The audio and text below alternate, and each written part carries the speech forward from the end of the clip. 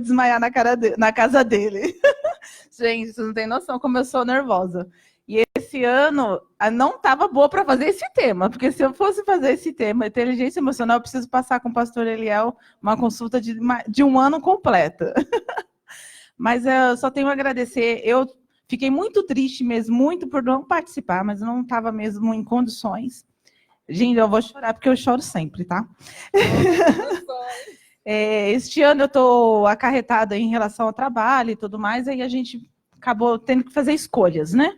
E, infelizmente, essa escolha eu tive que fazer em relação ao pit stop. Fico feliz pela Silvana, estou lembrando da Silvana e o pastor Eliel novamente aqui. E vamos orar, que eu quero ouvir o pastor Eliel falar, tá bom? Senhor Jesus, obrigada mais uma vez por estar na casa do Senhor, para ouvir ser a tua palavra. Estou aqui entregando, Senhor, o pastor Eliel, Senhor, que venha trazer palavras para os nossos corações, para edificar ao nosso espírito, nossa mente, que este tema, Senhor, venha ser para cada dia, para a nossa família. Em nome de Jesus, amém. Até não, eu só fico nervosa. Eu mato o Anderson na próxima vez, gente. Amém. A paz do Senhor, irmãos. Graças a Deus por nós mais uma vez estarmos aqui. Hoje nós vamos falar sobre depressão e suicídio. Como reconhecer a depressão, prever e evitar isso, porque nós vamos falar algumas coisas. Nosso irmão Wellington já aposto lá. Eu vejo os músicos aqui mexendo nos instrumentos, mas vocês não estão desarmando, não, né? Porque a música é como se fosse arma de guerra, a gente tem que estar pronto ali. Eu queria cantar um hino com vocês. Vocês vão me ajudar, é bem conhecido, do Armando Filho. E vamos lá, não sei que tom que tá, mas acho que é dó, eu sempre dou em dó. Tem um dó aí, maior?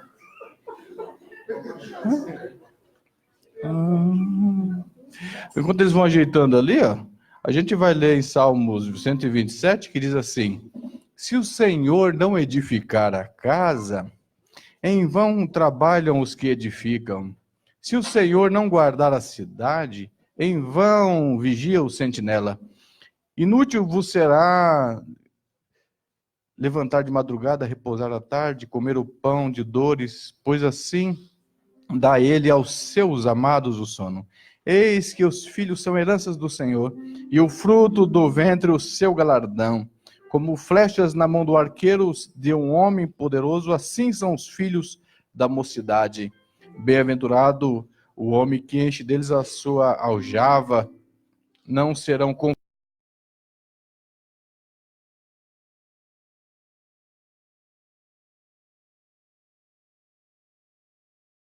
Quantas vezes? Então, dá um pouco mais alto, dá um mi aí, mais ou menos.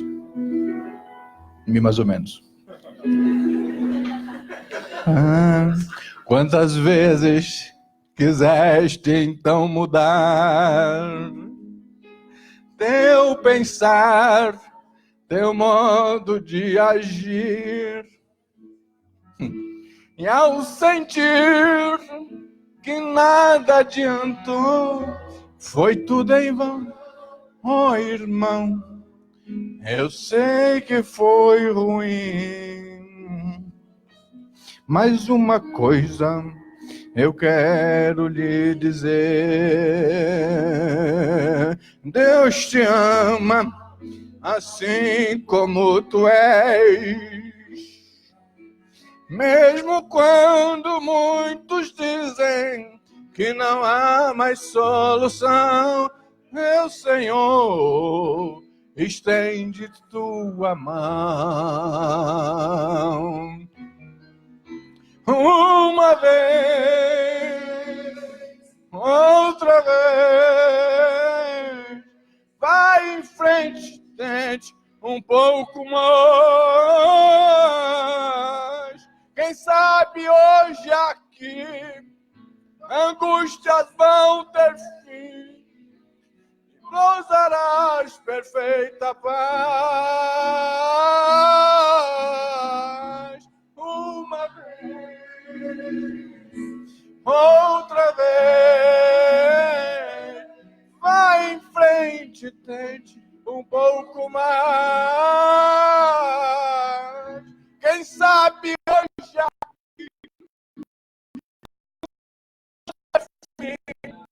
e gozarás perfeita paz. Amém. Podeis assentar, meus irmãos, por favor. Não quero vos cansar, mas eu quero trazer algumas informações bastante importantes a respeito da depressão. A depressão, ela é uma doença. E nós sabemos que também existe uma carga espiritual que vem sobre a terra avançando e destruindo. E Satanás, ele é mega inteligente. Nós nascemos ontem, ele é milenar. E o próprio Jesus disse para Satanás: para trás de mim, Satanás, você não conhece as coisas a não ser as dos homens. Então Jesus, ou melhor, Satanás conhece as coisas do homem. Ele sabe aonde está a ferida, ele sabe aonde dói, ele sabe aonde acertar os seus dardos inflamados. E o apóstolo São Paulo diz: nós não ignoramos os seus ardis. Então ele sabe onde fere, ele sabe a nossa tendência, ele sabe quando nós tendemos para um lado, quando tendemos para o outro. E a depressão nada mais do que uma rachadura no ego. A depressão é uma ferida em nosso ego, onde a água, a vida, a pulsão, a libido que nos pulsiona, que nos faz viver, que nos dá alegria, por aquela rachadura, essa libido vai se esvaindo. E então esse reservatório, que é o nosso ego, então vai se diminuindo, vai baixando. E aquele nível de água que nos potencializa para fazer as nossas coisas vai se baixando. Então a caixa d'água cheia é pulsão de vida, é vida. A caixa é pressão e a caixa vazia, então é a depressão. Então quando há uma trinca, há uma rachadura, há uma fissura, essa água vai minando. Esse minar da água se chama sintoma. Isso vai nos dando uma sintomatização através de uma tristeza, de uma angústia, de um pensamento fixo, de uma neurose, de uma perturbação, de uma insônia, e as nossas forças vão minando. E quando essa água chega no final do reservatório, como se fosse, acabou-se a água, então isso se chama depressão. E Eclesiastes diz isso, né? Ele diz assim: lembra do teu Criador no dia da tua mocidade, antes que o cântaro se despedace junto à fonte. Então lembra de Deus no dia da tua alegria. Encha-se de Deus. O apóstolo Paulo diz em Efésios 5,18: não vos embriagueis com o vinho, com a loucura, com coisas vãs. Não se entorpeça com as drogas ou com coisas que não têm valor, que te traz uma alegria falsa. Mas enchei-vos do Espírito Santo, cantando entre vós e salmodiando com cânticos, com hinos espirituais, salmodiando e cantando ao Senhor no vosso espírito. A depressão, ela vem, e o diabo ele vem dirigindo esse trator, esse rolo compressor da depressão, esmagando a humanidade. E só há um, que a Bíblia diz, só há um que o retém, é o Espírito Santo em nós. É o Espírito Santo no meio da igreja. É o Espírito Santo no teu coração que vai fazer frente a esse rolo compressor de Satanás. E o rolo de compressor de Satanás pode ser forte e poderoso como for, mas o Espírito Santo em vós despedaçará os rolos compressores do inferno. E eu gostaria de falar a respeito da depressão. Nós estamos agindo com isso constantemente. Fico alegre pela nossa irmã Rafaela, psicóloga, também está nessa batalha. E nós recebemos pessoas constantemente em nossos consultórios, nas consultas, diariamente. Pessoas entram e saem das sessões. E a estatística diz que a depressão, segundo a Organização Mundial da Saúde, existe hoje diagnosticado 300 milhões de pessoas pelo mundo com depressão. 300 milhões de pessoas é mais do que a população do Brasil. No Brasil, nós temos hoje 210 milhões. São 300 mil nação Brasil e mais como se fosse toda essa América Latina aqui inteira de pessoas com depressão. Os estudos mostram, né, que até 2020 já é amanhã, ano que vem, 2020, a depressão será a doença que mais causará incapacitação no mundo. Várias empresas estão dispensando os funcionários, pessoas pedindo licença médica por causa da depressão, porque a depressão incapacita o indivíduo. Ela é uma doença e é mais grave quando ela não é entendida principalmente pelos familiares. Estima-se que 800 mil pessoas se suicidam no mundo. Nós estamos vendo casos de suicidas constantemente. Eu ouço casos de suicídios constantemente. E, por incrível que pareça, nessa última meia década, né, de 5 anos para cá, muitos pastores se suicidaram. Mulheres de pastores se suicidando. Eu propus ao pastor Zé Amaro que nós fizéssemos uma equipe de psicólogos em nosso ministério para atender os pastores e as esposas dos pastores. Ele está com a proposta lá, para que nós atendêssemos, fizéssemos um lugar para atender, porque os pastores têm uma carga muito emocional muito grande, nós chamamos de transferência, e de contra-transferência. Uma coisa é aquela... Como Jesus disse, olha, se te der um tapa na orelha, dê a outra orelha. Quando é a questão do não revide, então é a transferência. Quando alguém vem com toda a força contra nós aprendermos a não revidar. Em consultório, muitas vezes, nós trabalhamos com isso, chamado transferência. Na linha psicanalítica, nós trabalhamos com isso, que é a transferência? E eu fico com raiva do paciente. Eu falo, por que ele está me provocando raiva nele? Por que ele está me provocando raiva?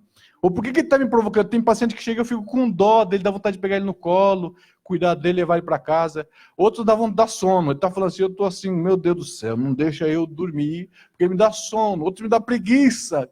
E aí outros dá canseira. Então é a transferência do paciente que faz com que eu tenha certas sensações e aí eu devolvo a ele a chamada contra-transferência.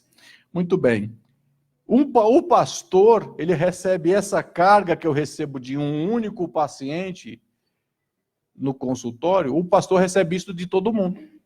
É a igreja inteira. É um torcendo pelo pastor, outro falando, tomara que ele se ferre, outro, tomara que ele não dê certo, quero ver ele pregar agora, quero ver se ele dá conta do recado, quero ver como ele vai se virar, tomara que ele quebre a cara. Então, um monte de transferência na direção do pastor. Como é que ele lidar com essa situação?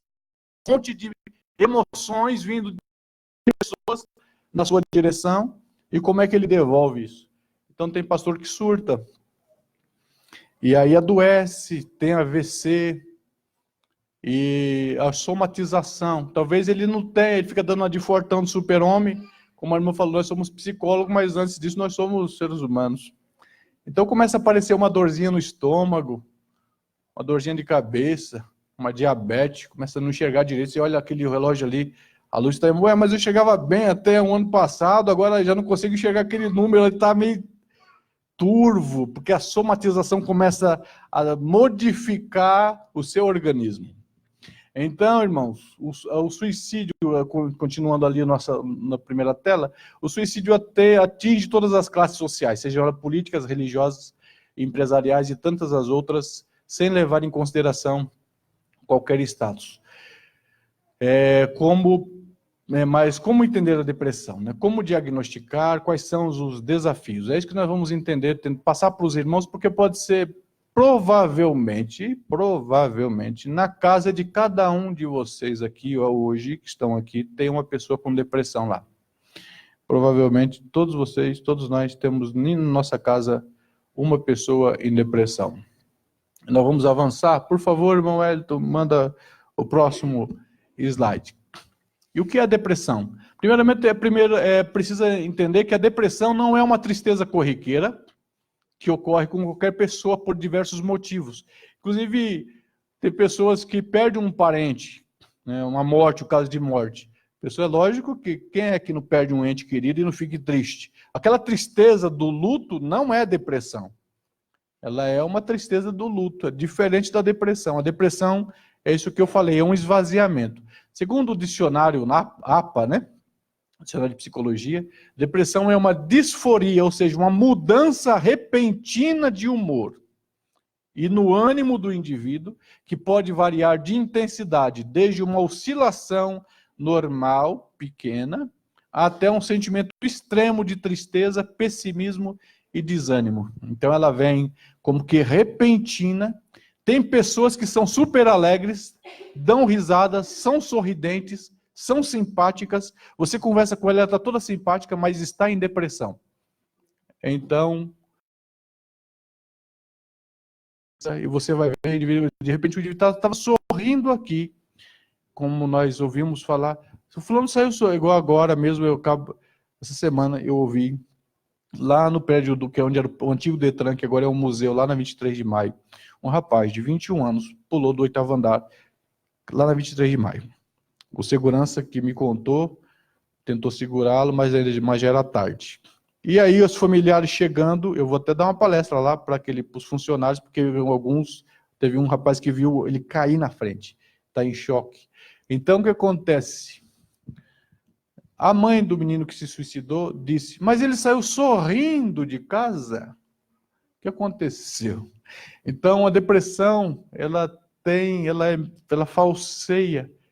Quem está em depressão muitas vezes está com esse sentimento e muitas vezes a própria pessoa não consegue identificar, não é entendido, se faz de forte, porque se ele disser, eu estou em depressão, aí a palavra que mais se ouve, que um depressivo mais ouve, é esta. Isto é frescura. É frescura desse menino, é frescura dessa menina. E aí eu atendo várias pessoas no consultório que vêm com essa frescura. E a gente começa a ouvir o que ela está sentindo, e não demora muito para nós identificarmos da depressão. E aí a gente só vai avaliar se é leve, moderada ou aguda. Vamos avançar aí, meu jovem, por favor. Como ela evolui? Então, a evolução pode ocorrer de duas maneiras, a depressão. A depressão ela pode se dar de duas maneiras, né? Ocorrer de duas maneiras. O processo de vida, ao longo da história do indivíduo, desde o nascimento, é submetido de tantas situações de sofrimento e repressão, e humilhações, etc. Esse é um primeiro tipo de depressivo. Um segundo tipo de depressivo é esse depressivo que nós falamos aqui, desse primeiro caso, é um depressivo estrutural. Ele já sofreu desde o ventre da mãe, a mãe já rejeita. Como eu falei ontem, de 0 a 2 meses, tem criança que sofre algum evento traumático já nos primeiros dias de vida. E aquilo vai transformar aquele indivíduo para o resto da vida. Ou até eventos até intrauterinos, que pode alterar a estrutura cerebral, estrutura nervosa, e esse indivíduo levar essa carga emocional, nunca se ajustar, como uma mãe de um menino que eu atendi. Ela planejou que esse rapaz que fosse abortado. Porque não era o primeiro filho, mas num momento, ela planejou o aborto com o marido. E ficaram ali planejando durante algum tempo.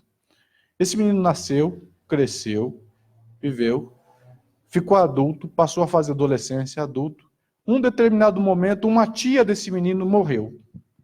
Ele gostava muito dessa tia. Então, aquele evento foi um evento desencadeante para trazer à tona aquele furúnculo emocional que havia desde o ventre. E aí, dali para frente, ele começou a dizer, para que eu existo? Eu sou um prejuízo na vida da minha mãe. Eu não valho para nada. Por que eu estou aqui? E começou a pender para esse lado, ele não consegue entender o porquê que ele tem desejo de se matar o tempo todo. E ele não sabe, mas a mãe planejou isso. E o que acontece? Aquilo ficou lá na estrutura, quase que no gene emocional desse menino, e então ele não sabe por que ele é desajustado, por que ele não consegue se ajustar. Menino super inteligente. Então existe esse depressivo estrutural. Ele cresce com a depressão. Ele nasce e cresce deprimido, abandonado, principalmente crianças de orfanato, vem crescer. Então é um tipo de depressão estrutural. Dificilmente tem cura, precisa ser muita terapia, muito trabalho para que esse menino se ajuste e viva mais ou menos adequado. Outro depressivo é o depressivo traumático, que de forma inesperada, né, eventos traumáticos inesperados, chamados eventos desencadeantes do trauma, como acidentes, enfermidades, morte repentina de um ente querido, o término de relacionamento, etc. Então existe o depressivo estrutural, que é esse que já nasce depressivo, de tanto vivendo em ambientes completamente tóxicos, cresce estruturalmente depressivo, e existe aquele indivíduo que vem bem até um certo tempo da vida, tudo alegre, beleza, sempre de boa, nunca teve, mas de repente, num momento da vida, ele perde um ente querido, termina um namoro, acontece um acidente com uma moça que atendo também, que ela caiu da moto e perdeu o braço, e aí, então a partir de então, aquele indivíduo se torna depressivo. E aí, ele não era depressivo, não tinha traços de depressão, mas naquele evento, dali para frente, tornou-se depressivo. Então, aqui já são pessoas que perdem alegria no meio da caminhada, né? Agora, o primeiro caso que eu falei são pessoas que nunca tiveram a chance de ter alegria. Vamos avançar, meu jovem, por favor. Próximo. Então, como é que nós diagnosticamos a depressão? Depressão existe, né? Existe um manual, né? Que é o DSM-5, está na versão 5, que é o Manual de Doenças Mentais. Manual de Doenças Mentais, DSM-5, e o CID-10, que diagnostica da doença, tem os Fs, né, F33, F35, F41, enfim, são vários, que um psiquiatra que faz isso, e aí, pelo menos 5 sintomas aparecem no depressivo. Quais são os 5 sintomas? Aí vai contando aí se você tem algum, tomara que não tenha. Mas se tiver, o Espírito Santo é poderoso para te encher e suprir a sua falta. E o primeiro sintoma é esse.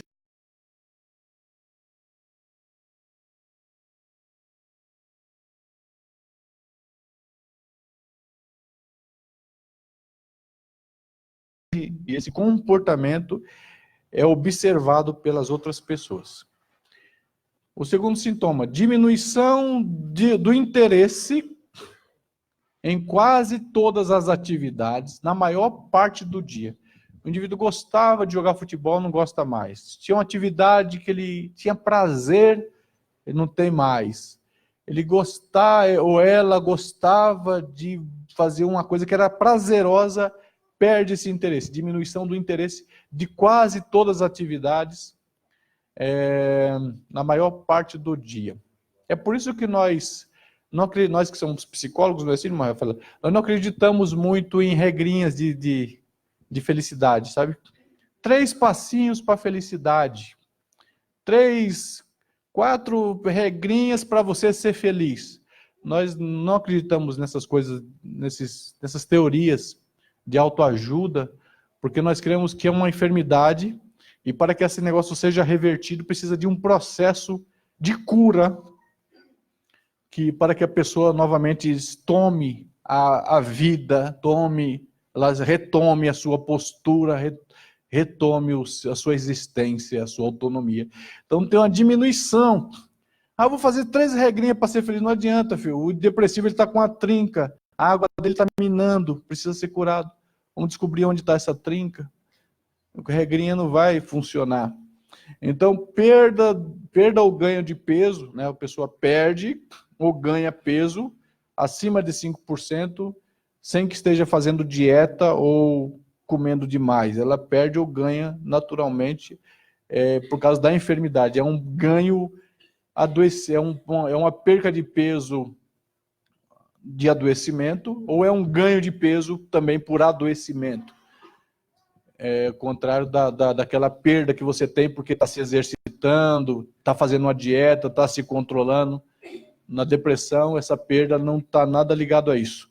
Insônia ou hipersonia. Insônia, se você acordar 3 vezes na noite, a sua insônia já é grave, tá? 2 vezes já é insônia. 3 vezes já é insônia grave. Se 3 vezes eu acordei, mas não foi nada não, foi Deus que me chamou. Não, foi Deus não. Deus dá o sono. A Bíblia diz que Deus dá aos seus o quê?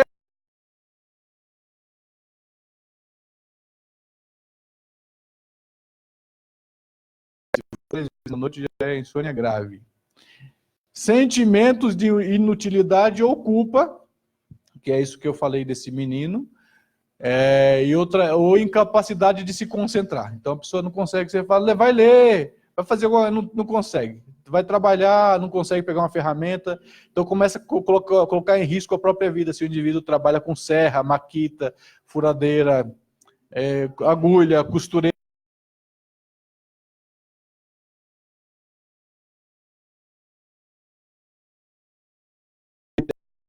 Esses são 5 sintomas. Se você tiver 1 ou 2 desses que eu te falei, a sua depressão você já está em depressão. Então é leve.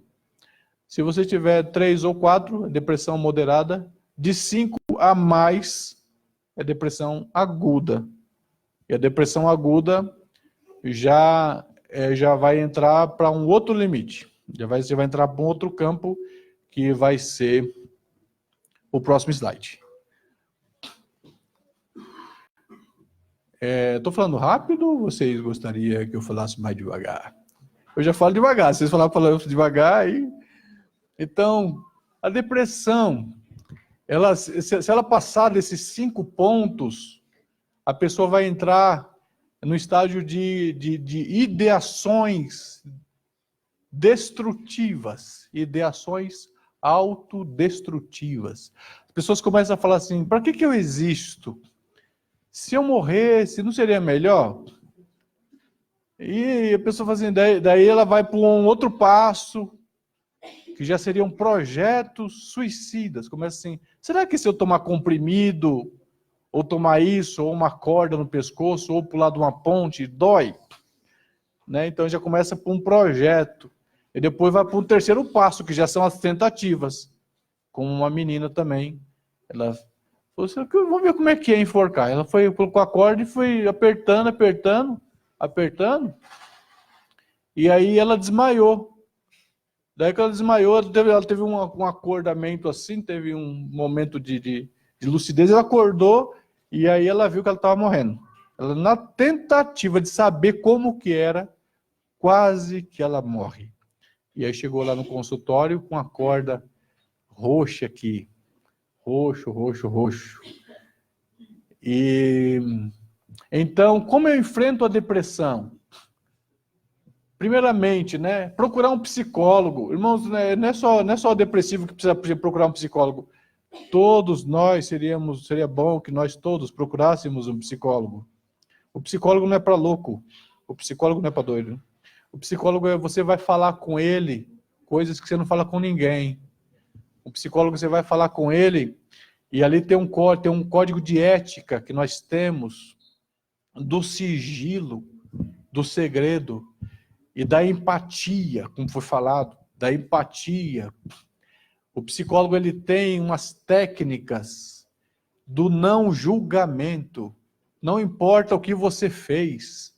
Aí você fala, eu vou falar com a minha melhor amiga. Aí você fala com a melhor amiga, Ela falou, você fez isso? Não acredito, fulano. O psicólogo não faz isso. Ele não tem esse comportamento de falar, puxa, o psicólogo, ele vai fazer caras e bocas, mas se solidarizando com a sua causa.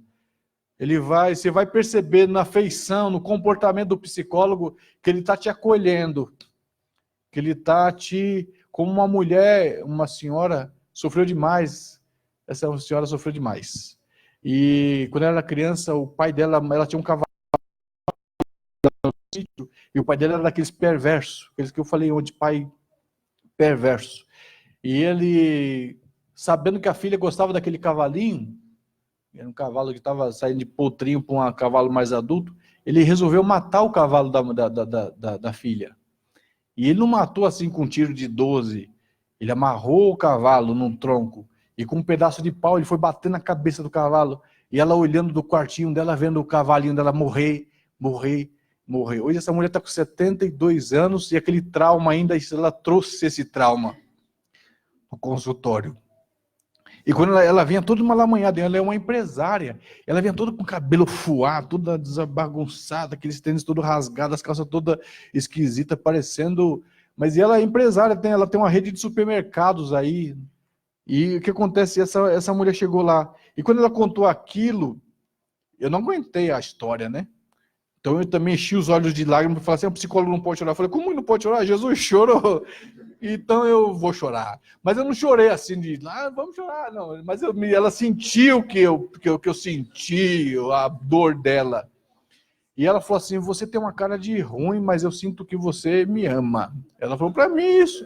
Eu falei, mas como que eu tenho cara de ruim? Ela falou assim, porque o seu olho é inchado aqui, que eu tenho um olho inchado.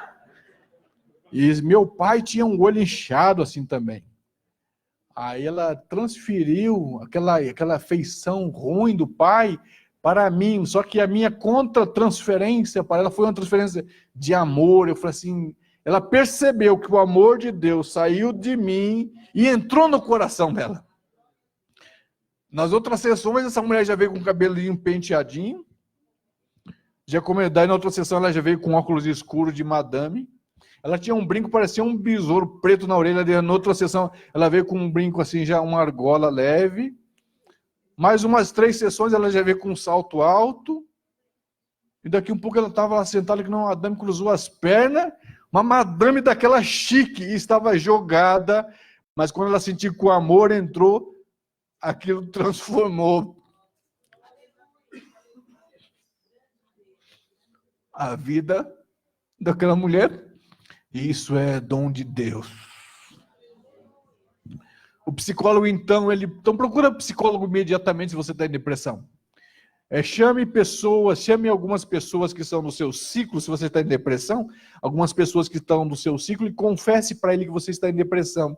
Porque talvez você está ficando chato, espiziando todo mundo e ninguém está sabendo. Então você fala, eu estou em depressão, se o meu comportamento está mudado, tenha paciência comigo, porque talvez aquelas pessoas vão te ajudar, e são justamente essas que serão espetadas porque estão muito perto de você, não estão entendendo porque você está se isolando, porque você não quer mais sair, porque você não está mais respondendo a ligação. Então chama essas pessoas e fala, estou em depressão, põe aquela plaquinha, né? Estou em construção, tenha paciência. Essas pessoas vão te ajudar. Não são todos, mas pelo menos aqueles 2 ou 3 que estão ao seu lado precisa saber disso. Sair do isolamento, fazer caminhada, fazer força, igual quem está doente mesmo.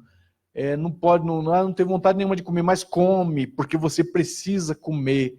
Era o caso de Elias. Come, Elias, você precisa comer, sair dessa caverna. Não, mas eu estou com fome. Ele viu o pão lá, virou para o outro lado, come, porque esse pão vai te fazer bem. Então, saia do isolamento, mesmo triste, mesmo sem força. Vem vindo, que a Bíblia diz assim, que os jovens caminharão e certamente se fatigarão, mas o Senhor Deus, que não se cansa e nem se fadiga, ele dá força a quem não tem nenhum vigor, e fortalece os cansados, e levanta os joelhos desconjuntados. E aqueles que confiam no Senhor correrão e não se fatigarão. caminharão e não se cansarão. Com asas subirão como águias. Então saia do isolamento. Procure algum animal. Se você está em depressão, os animais fazem bem. Cachorro faz bem, gato faz bem, passarinho faz bem, plantas fazem bem, cavalos fazem bem. Cavalos, tem uma chamada ecoterapia, não é ecoterapia. Como que é com cavalo? Esqueci agora o termo. Mas é com terapias com cavalos. No Jockey tem isso.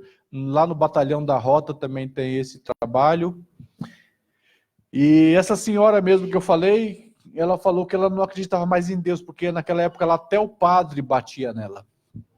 Então ela não acreditava mais em Deus. E de repente, eu falei dessa dica. Você não tem planta em casa? Não, a casa dela era um concretão, só concreto, parede, cimento e tudo, e madeira. Não tinha nada de vida. Ela resolveu pegar uma plantinha, e pegou uma plantinha e colocou lá.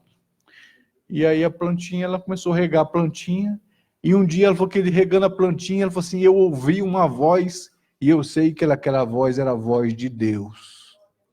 Eu não posso falar para ela, então aceita Jesus, porque eu estou no consultório. Mas ela falou assim, aquilo é a voz de Deus, e aquilo mudou a fé daquela mulher.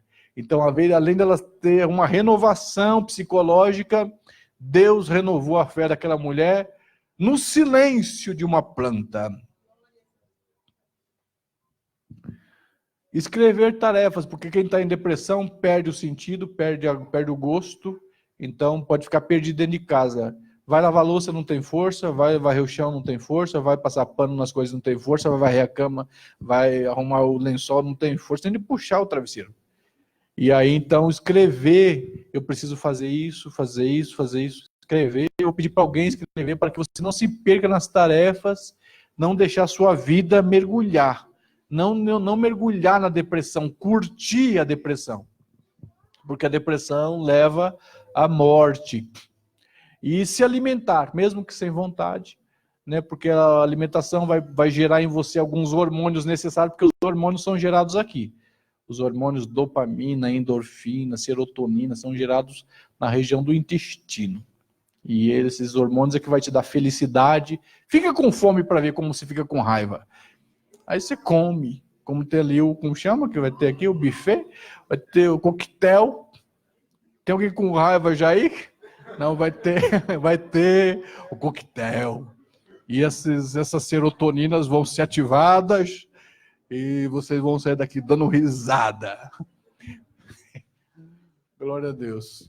Então, avança aí, irmãos, para o próximo slide, por favor. Eu sou meio chorão, viu?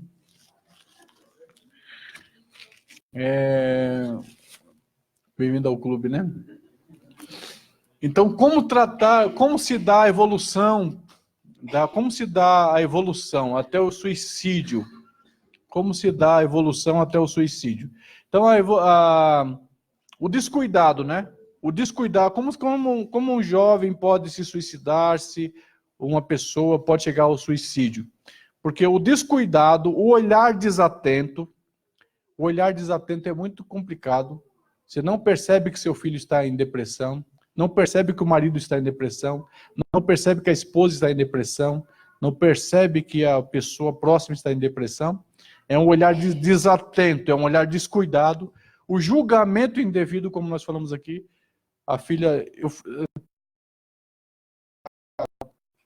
Para as mães, a gente fala para todas elas, quando... Às vezes a mãe traz o filho, mas o filho está de boa. É a mãe que está complicada e precisa de tratamento, traz o filho.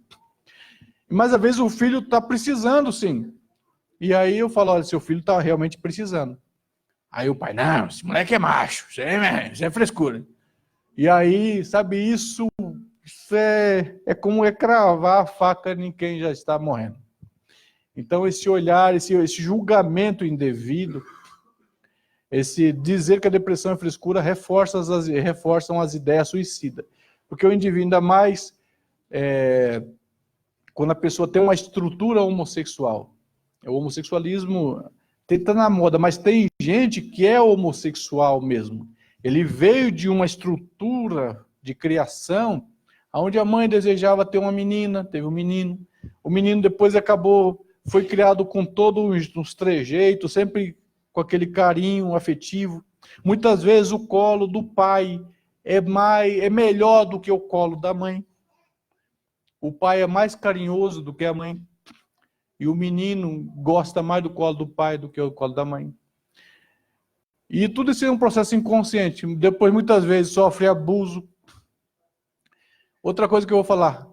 Quanto mais cavalo for o pai, mais tendência homossexual o filho terá. Porque o filho observa no pai. O filho fala assim, eu quero ser homem igual ao meu pai.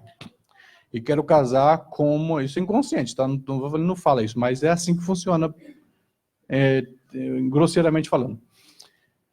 Eu quero ser um homem igual ao meu pai. Meu pai é o super-homem. Eu quero ser homem igual ao meu pai e quero casar com uma mulher igual a minha mãe. Só que ele não pode nem ser igual ao pai, nem ser igual à mãe, mas ele puxa os modelos. Ele se torna um homem igual ao pai e procura depois uma mulher que seja igual à mãe. Lá na fase dele, quando ele estiver adulto. Muito bem. Se o pai é um cavalo, ele vai dizer, eu não quero ser um cavalo igual ao meu pai. Daí olha para a mãe, eu também não quero ser uma frouxa igual a minha mãe, que abaixa a cabeça. Eu não quero casar com uma mulher que seja igual a minha mãe, que aguenta esse cavalo. Aí ele fala, eu quero ser igual a eu mesmo. Daí ele olha para si mesmo. Acontece o tal do narcisismo. Ele se apaixona por si mesmo. Ao se apaixonar por si mesmo, quando ele olha para o outro parecido, aí acontece a paixão pelo mesmo sexo. E assim com a menina também. Então, falando assim de forma resumida, grosseiramente falando, mas olha como que é ruim nós sermos cavalo com nossos filhos. Olha como é ruim nós não aprendermos. Olha como que é ruim nós não passarmos num psicólogo. Num psicólogo a gente aprende tudo isso. E o que acontece, irmãos?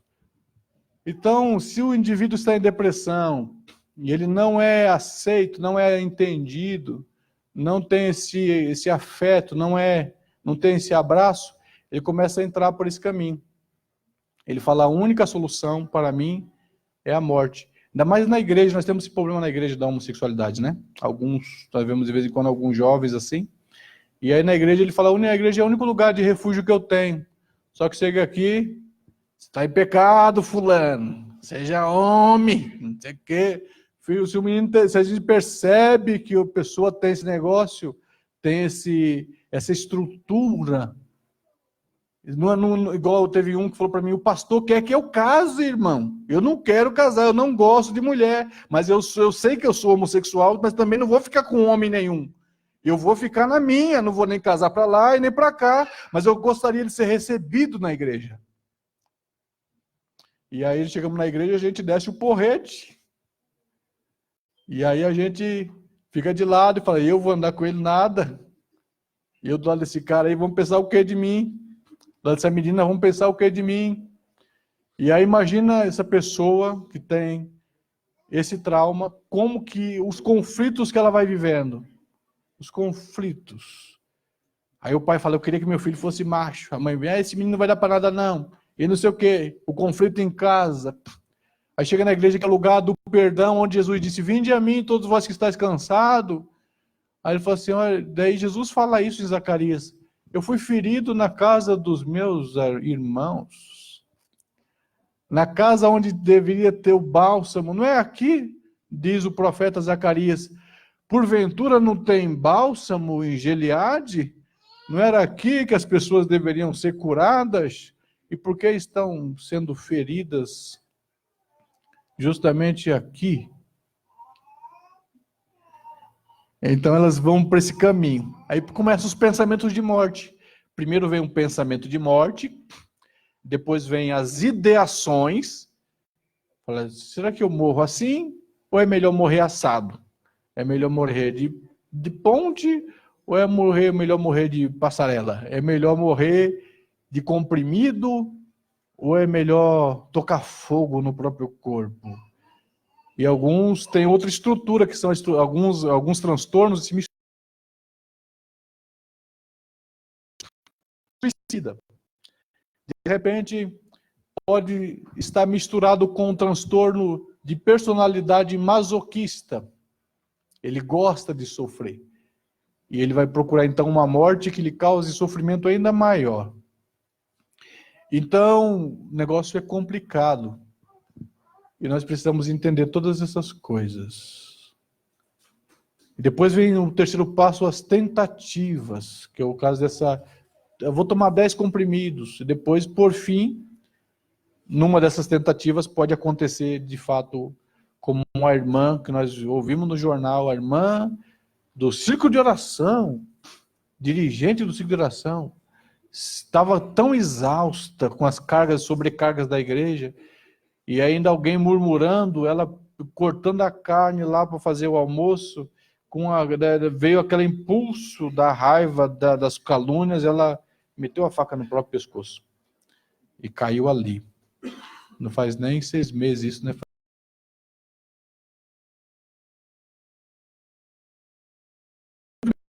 Os pensamentos vagos do tipo, eu gostaria de sumir. No segundo momento aparecem as ideias, para que serve a vida? Eu sou um peso na vida da minha família.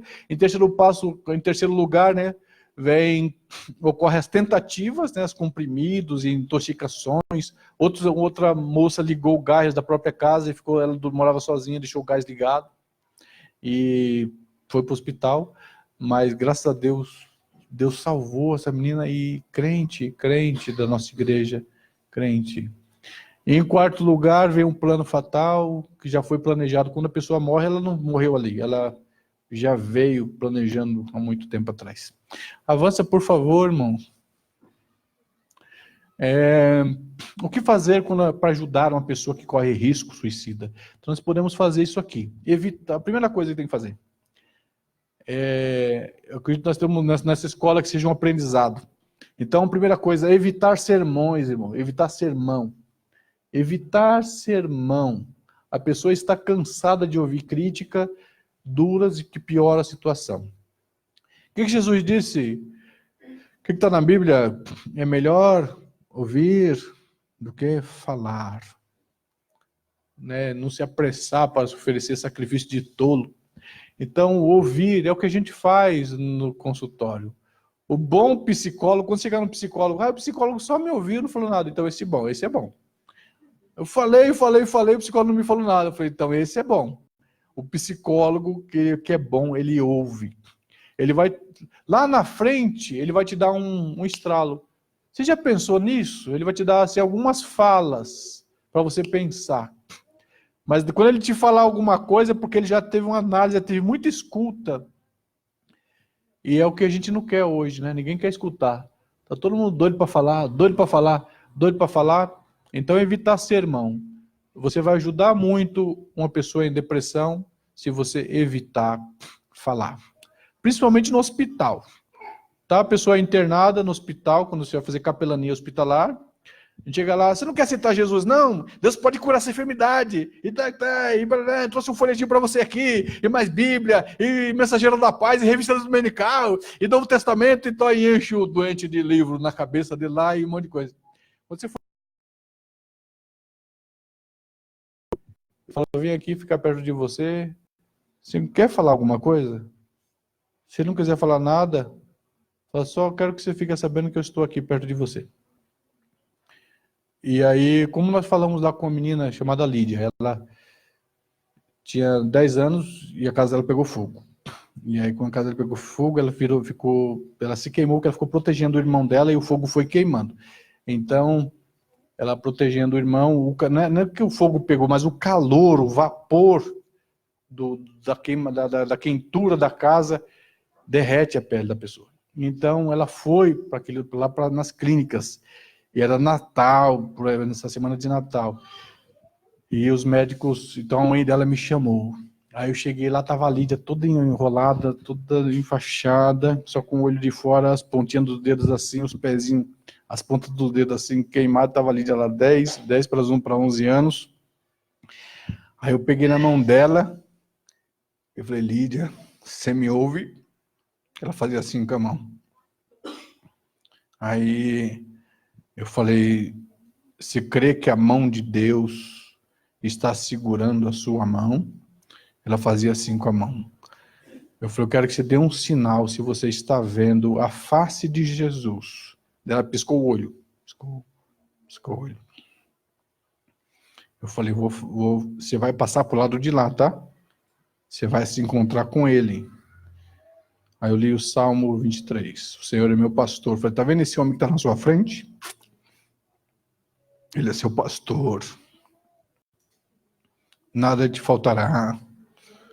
Você está passando o vale da sombra e da morte. Mas você já encontrou com ele aí? Ela deu um sinal com a mão.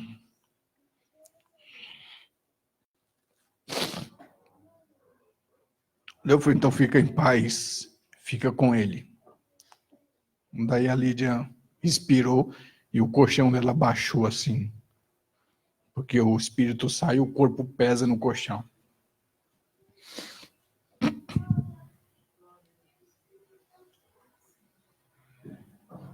Então, evitar sermão,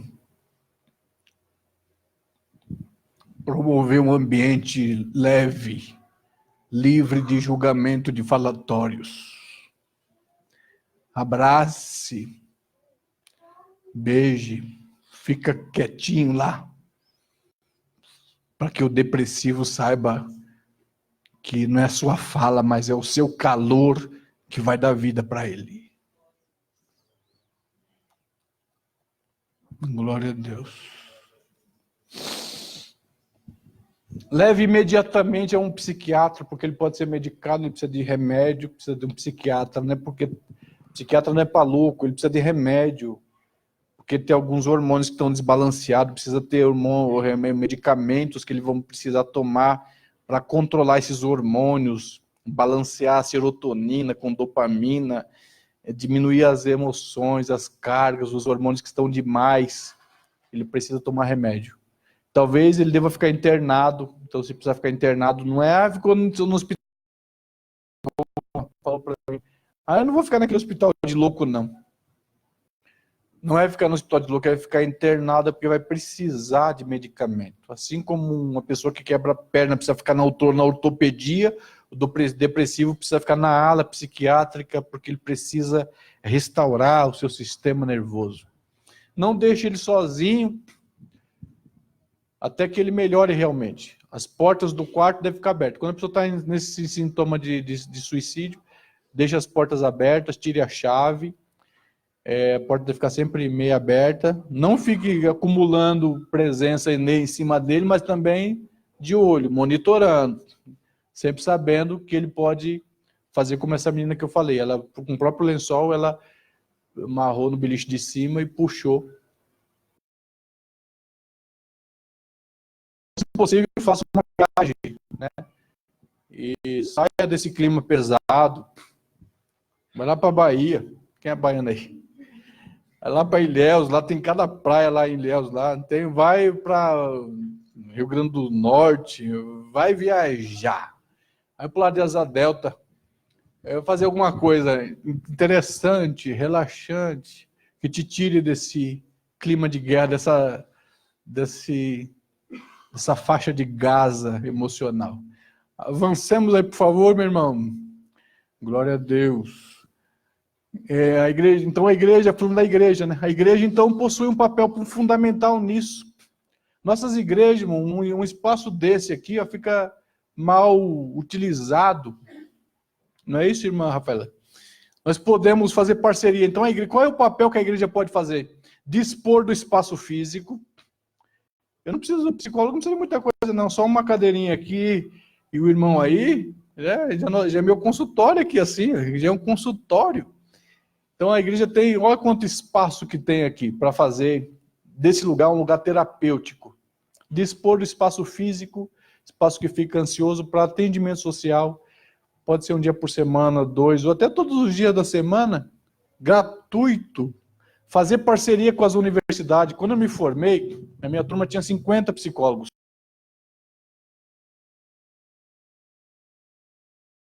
Pode ir na faculdade, vai na Anguera, na Unip, qualquer outra faculdade, e fala, quem são os formandos aí, ultimonistas? Temos lá na nossa igreja lá, os 50 depressivos. Estágio por psicologia. Eles vão vir de graça. Nós fizemos isso aqui no Ministério, né? Fizemos aqui no Jardim Helena, consegui levar 53 psicólogos aqui. Fizemos aqui lá no Jardim Helena Maria, também numa escola. Ficamos o dia inteiro com ação social, naquele tempo que teve a chacina, onde mataram 19 pessoas na Helena Maria. Também levamos mais de 50 psicólogos lá. Ficamos o dia inteiro atendendo a família daquelas pessoas que sofreram chacina. A igreja pode fazer isso, parcerias com psicólogos. A igreja, hoje nós estamos precisando mais de psicólogos do que de teólogos. Iniciar atendendo os próprios membros, a partir dos jovens, dos adolescentes, em situação de risco. Tem jovem que está aqui, mas está nem aí com a igreja. Ele está aflito, precisa de tratamento. E a igreja precisa cuidar desse jovem, dessa moça, desse rapaz. Atender pessoas da comunidade em geral. Eu faço a pergunta para os irmãos aqui, com todo respeito aos irmãos, aos pastores do ministério. Se fechar a porta dessa igreja aqui, que falta que essa igreja vai fazer para os vizinhos?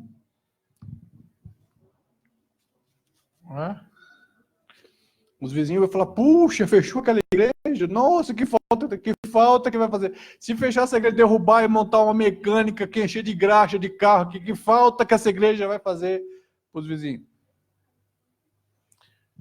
Hein? Vamos avançar. Eu acho que terminou. Mas avança mais um. Tela preta.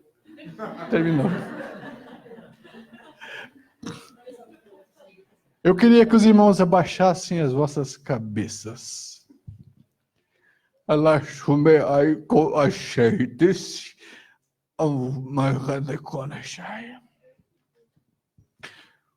Pai eterno, o Senhor é o pastor dessas pessoas que estão aqui,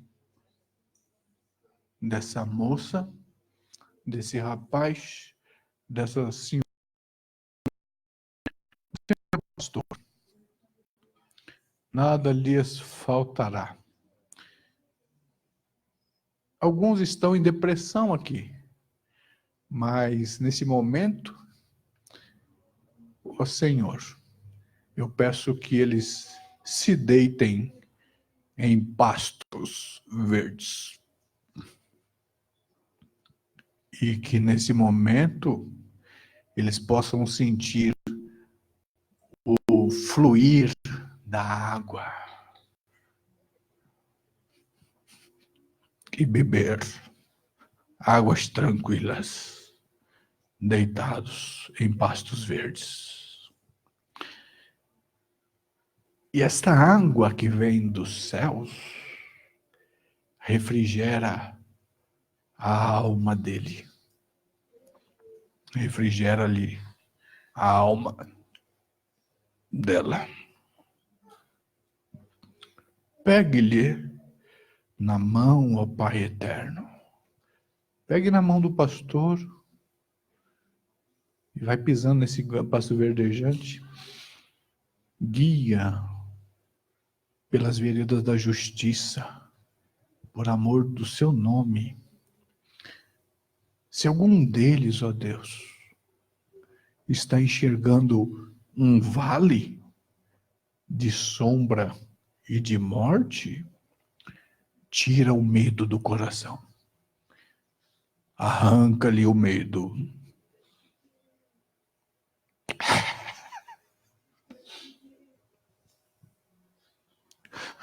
Pavor nenhum haverá. Porque o Senhor está com eles. O Senhor está com ele.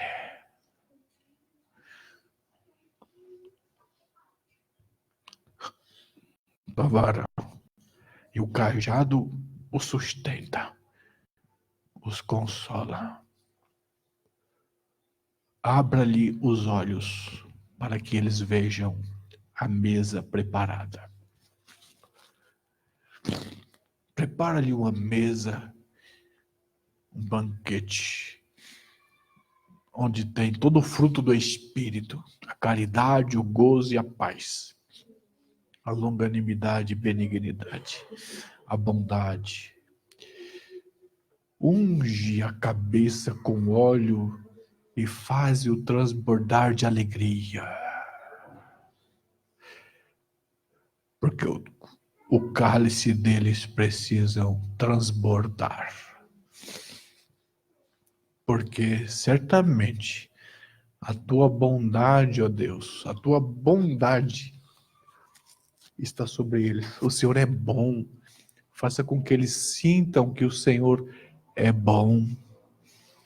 Porque a bondade e a misericórdia, o Senhor sente a miséria de cada um. A misericórdia. O Senhor sente, o Senhor sabe o que eles estão sentindo, o erro, o pecado que lhe causou culpa, a queda que trouxe feridas. O Senhor é misericordioso. Certamente a bondade e a misericórdia do Senhor estará sobre a sua vida todos os dias, e você habitará seguro, não no terreno de morte, mas num terreno de vida com abundância. Glória a Deus. Amém? Isso é terapia dos céus. Queria pedir para a nossa irmã louvar a Deus com aquele louvor. Existe um rio, Senhor, é possível? Que flui do teu coração, águas que curam, que limpam, e assim eu agradeço essa minha rica oportunidade. Então,